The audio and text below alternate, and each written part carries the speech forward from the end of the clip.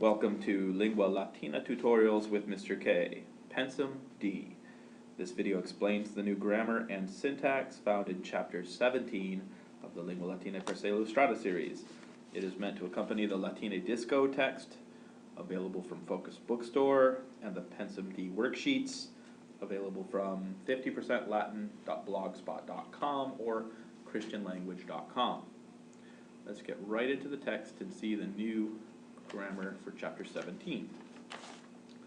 We're going to start in line 2, or 1 and 2, where we have Magister pueros numeros et litteras docet.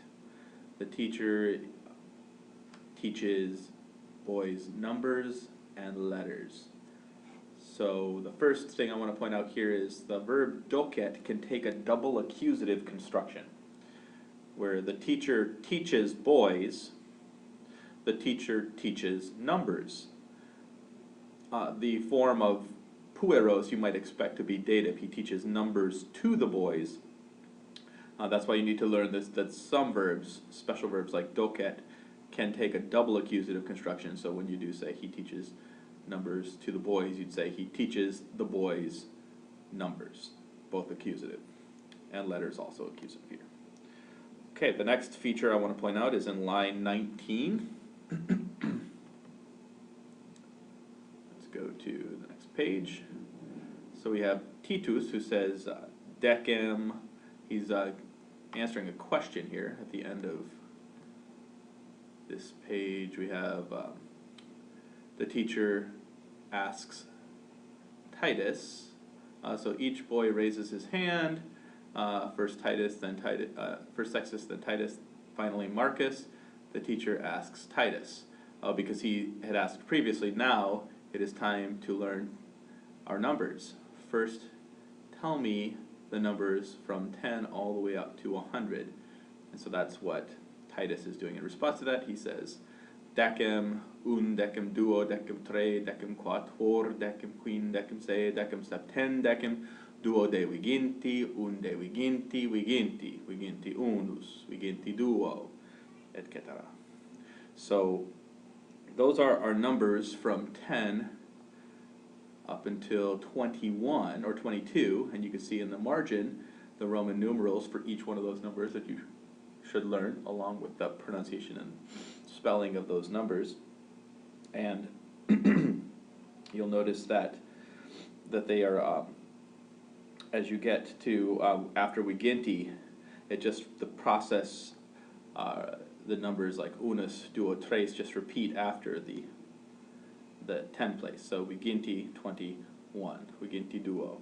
Another way of saying this would be unus et viginti, 1 and 20, duo et viginti, 2 and 20. But this form here is the most common. In lines 25 to 26, we see Titus quick skip counting by tens up to 100. So he starts at 20, and he says viginti, triginta, quadraginta, quinquaginta, sexaginta, septuaginta, octoginta, nonaginta, centum.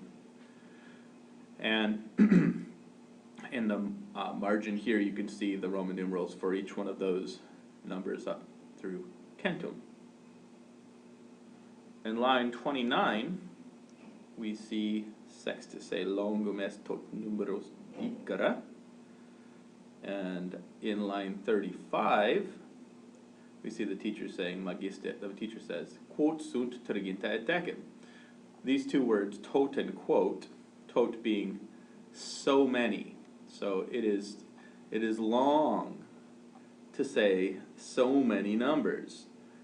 Tot and quote here, which means how many are 30 and 10, are indeclinable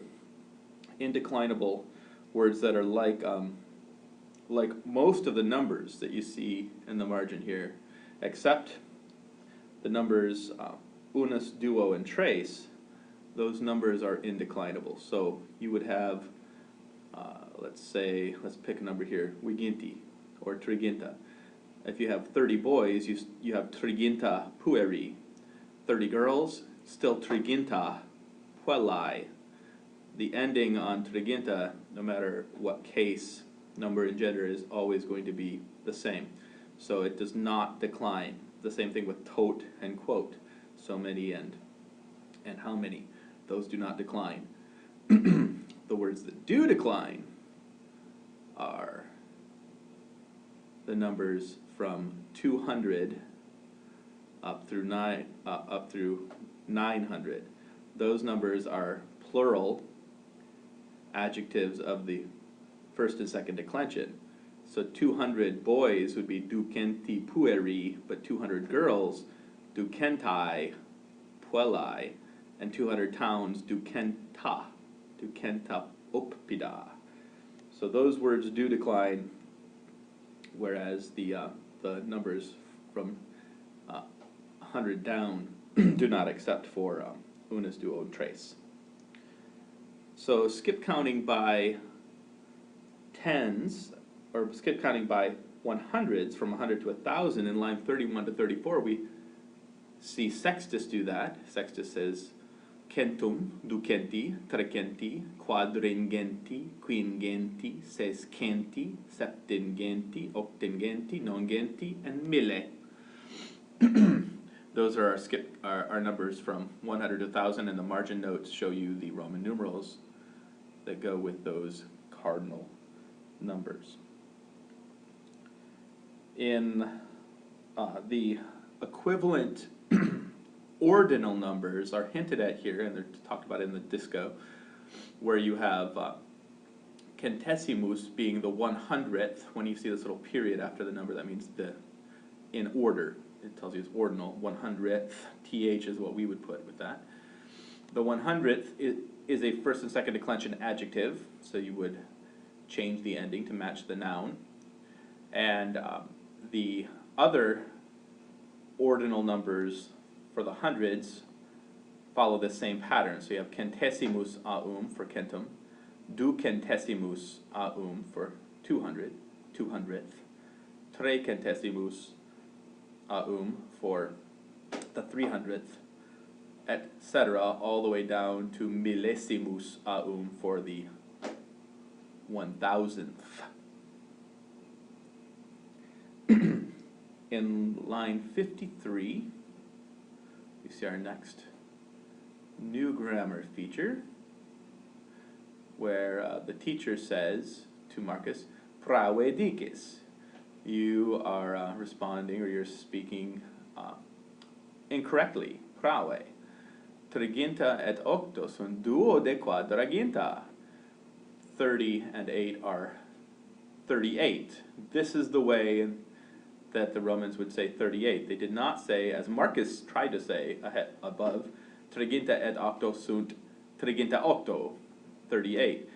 They, whenever they got 2 away from the next 10, starting with 18, duo de viginti, unde viginti, they would count 1 until. Duo de viginti, 2 until 20, unde viginti, 1 until 20, viginti, 20.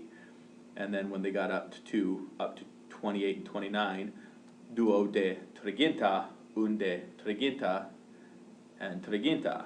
And here we see the same pattern happening when you get close to 40. 38 is 2 until 40, duo de quadraginta. So what would be 39? It would be unde quadraginta, 1 until 40. And then 40 would be quadraginta. And then the pattern starts again. The next feature I want to point out is in line 63. And we have Marcus who says, "Cur ego semper a te reprehendor, numquam laudor." So he asks, why am I always censured by you? Why am I never praised? Implied by you. So reprehendor, I am censured or blamed. Laudor, I am praised. These are passive, first person singular, present, passive indicative verbs. The difference between active and passive in voice is the difference between the subject, or the person you're looking at, doing the action or receiving the action. So reprehendo, I blame. If I'm the subject, and I am active, I am blaming someone else. The blame is going out of me to someone else. If I am passive, as we have here, reprehendor, and I am the subject, the blame is coming back at me. I am being blamed, reprehendor.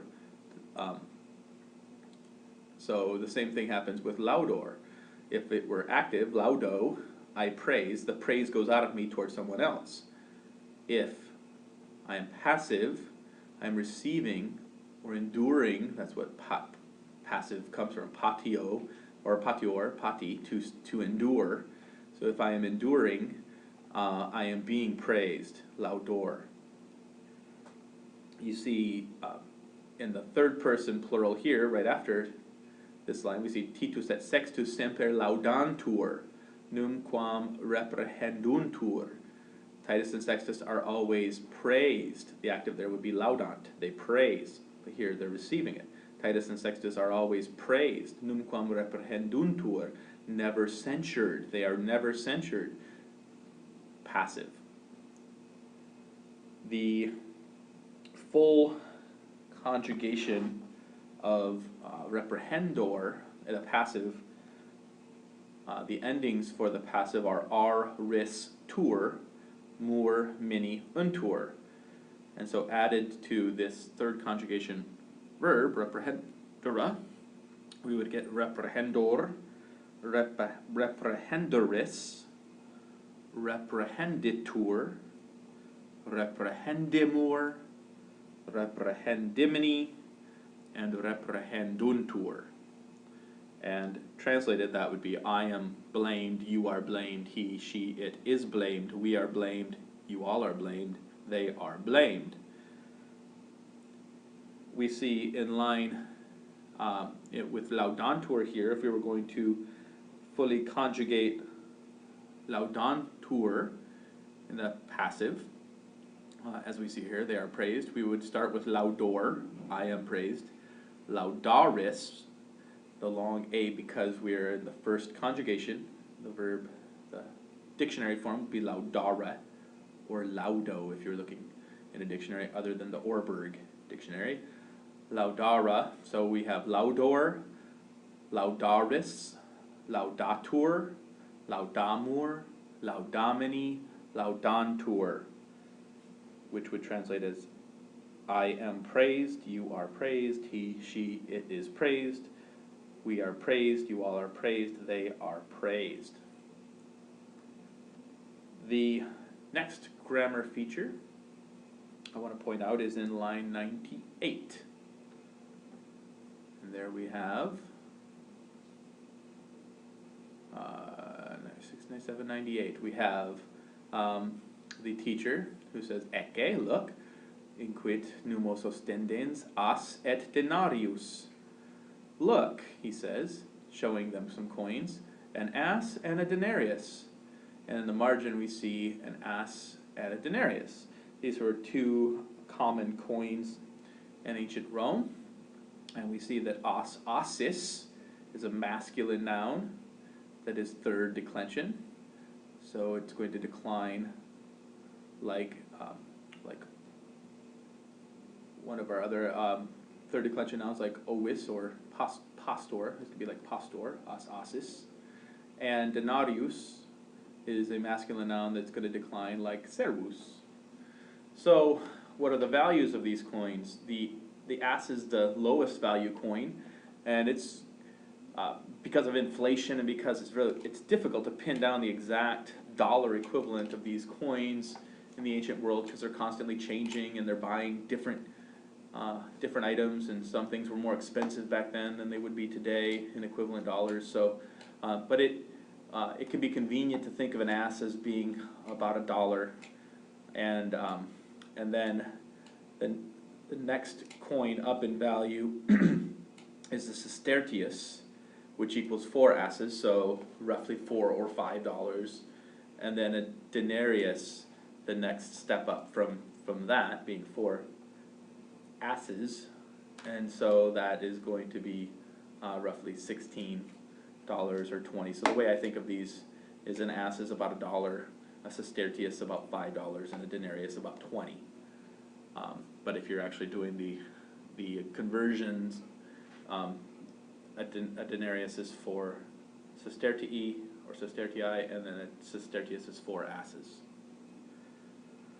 In the ancient world, the abbreviation for sestertius was HS, which could be confusing if you don't know the history of it. The reason it's called HS for sestertius is because it used to be at one point, rather than 4 asses, it used to be worth 2.5 asses, which was a half ass was called a semi.